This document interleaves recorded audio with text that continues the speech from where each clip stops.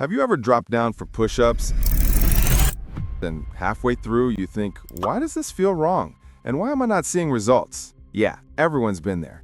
And here's the hard truth. Most people don't fail because they're weak. They fail because no one taught them how to do push-ups correctly. But stay with me, because fixing this might change your entire fitness journey. Push-ups look simple, but they demand real technique. So let's break it down fast. Number 1, body position.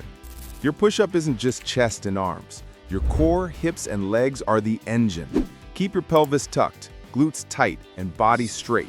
It'll feel harder, and that's how you know it's working. Number 2, arm position. Wide or narrow both work, but keep your wrists under your shoulders. A wide grip hits chest more, narrow hits triceps. Just don't flare your elbows out, unless you enjoy shoulder pain. Please don't. Number 3, range of motion. All the way down, all the way up. No shortcuts, no ego reps. Number 4, shoulder blades. Lower your body and let the blades come together. Push up and spread them apart. Stay active, don't collapse. Before you go, look up. The video on your screen explains why 90% quit fitness in just 14 days.